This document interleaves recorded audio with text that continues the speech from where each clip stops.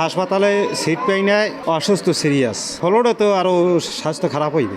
ন্যূনতম তো সিট নাই, তো নিচেও তো দেবে, এরকম একটা ব্যবস্থা করবে। ওরকম ব্যবস্থা নাকি তাদের লোকই নাই এখানে। বাচ্চা নিয়ে এরকম বসে থাকা যায় না, তো বাচ্চারা শুইতে চায়, এরকম বসে থাকা যায়। 150 থেকে 160 জন বাচ্চা আছে চিকিৎসার জন্য। একটা নেবুলাইজার দিচ্ছে, আপনি দেখেন এনে সিরিয়াল থাকে, কেউ নেবুলাইজার ঠিক মতো দিতেছে না, 6 ঘন্টা পর পর নেবুলাইজার দেওয়া লাগে। রুগীর চাপ বেশি এই হসপিটালের মধ্যে, শিশু ওয়ার্ডে, কিন্তু এখানে কোনো পর্যাপ্ত পরিমাণে সিটের ব্যবস্থা নাই, পর্যাপ্ত পরিমাণে নেবুলাইজেশনের ব্যবস্থা নাই, সামান্য একটা প্যারাসিটামল পর্যন্ত এখান থেকে দিচ্ছে না। তো এই সরকারি চিকিৎসা দিয়ে লাভ কি আমাদের? রোগীর চাপ আছে, এই জন্য নিচে মেঝেতেও আছে, হাঁটা চলায় কষ্ট। অনেক রোগীর কারণে সিটও পাওয়া যায় না। কালকে রাত্রে আর কি কাজতে কাজতে বমি করে দিয়ে বেশ শেষ হয়ে গেছে। আর ওর একটু খিচুনি রোগ আছে, এই জন্য নিয়ে এসছে। ওষুধ বাসার বাইরের থেকে নিয়েছি কিছু, আবার ভিতর থেকেও কিছু দিচ্ছে আর কি, স্যালাইন, তারপর আমরা কিছু আর বাইরে থেকেই সব কিছু নেই। বাচ্চাদের ধরেন একটু সিট হইলে ভালো হয়, কারণ আমরা ঠান্ডার জন্য আসছি। ফ্লোরে তুলে তো একটু ঠান্ডা বেশি লাগে। ব্যবস্থাপনা ওইরকম মোটেই ভালো না, কারণ আমার বাচ্চাটা দেখতেছেন যে একদম অনেক অসুস্থ, 3 দিন যাবত জ্বর, প্লাস আপনার বমি আছে, আছে, ও একদম ক্লান্ত হয়ে গেছে।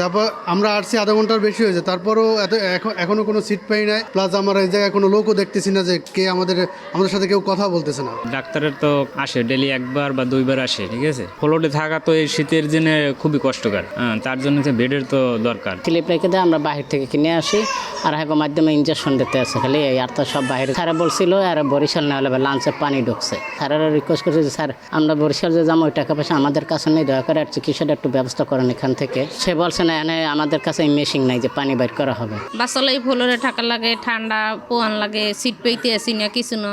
এরপর ঔষধ তো বাহির দিয়ে কিনি, গ্যাস দেওয়া লাগে এই জায়গায়, দেওয়ার পর গ্যাসের মেশিন নিজেকে কেনা লাগবে। 4 গুণ শক্তিশালী এনজাইম ও অধিক ফেনা সমৃদ্ধ অরিক্স সিলভার ওয়াশ মাত্র 70 টাকায়। নিউমোনিয়া বাড়ছে এখন দেখতেছি, বদলে ডাক্তারের সংকট আছে আমাদের। শীতের দিনে তো একটু ভাইরাসের সংক্রমণটা বেশি হয়, যার কারণে বাচ্চারা একটু ঘন ঘন ঠান্ডা কাশিতে আক্রান্ত হচ্ছে। আউটডোরে আমাদের আমরা এখানে যেই চিকিৎসা দেই না কেন, তো প্রতিদিন 150 থেকে 180টা রুগী দেখা লাগলে তো বুঝতে পারছেন যে সেবার মানটা কিছুটা হলেও খারাপ হওয়ার সম্ভাবনা থাকে। যদিও কষ্ট হয়, স্যারেরও কষ্ট হয়, আমাদেরও কষ্ট হয়, তারপর আমরা চালিয়ে নিচ্ছি। আমার প্রতিদিন প্রায় গড়ে 30-এর উপরে শিশু রোগী ভর্তি হচ্ছে, এবং মোট ভর্তিকৃত রোগের সংখ্যা কখনো কখনো 100-র উপরে ছাড়িয়ে যাচ্ছে। বেড তো 250টাই, কাজে আমি তো অতিরিক্ত বেড দিতে পারি না। সেজন্য যখন সংখ্যাটা বেড়ে যায়, সেই বাচ্চা বলেন বা অ্যাডাল্ট রোগী বলেন, তাদেরকে ফ্লোরেই রাখতে হয়। চিকিৎসা সরঞ্জামের ভিতরে নেবুলাইজার সলিউশন বা নেবুলাইজার মেশিন এগুলো আছে, ইঞ্জেকশনও সেফট্রাইজিন ইঞ্জেকশন আছে, কিন্তু এর সাথে অতিরিক্ত যদি আর কিছু লাগে সেটা কিনতে হচ্ছে। আর ডাক্তারের সংখ্যা বলতে শিশু কনসালটেন্ট 1 জন, এবং বহির্বিভাগেও যেহেতু শীতের প্রকোপ বাড়ায়, বহির্বিভাগেও রোগীর সংখ্যা বেড়ে গেছে বাচ্চাদের, তো আউটডোরে শিশু চিকিৎসক লাগছে, ইনডোরে রাউন্ডের সময় 1 জন শিশু চিকিৎসক থাকছে। এর বাহিরে শিশুদের জন্য যে সার্বক্ষণিক ওয়ার্ডের ভিতরে 1 জন শিশু চিকিৎসক রাখা, এরকম কোনো পরিস্থিতি এই মুহূর্তে আমার নেই।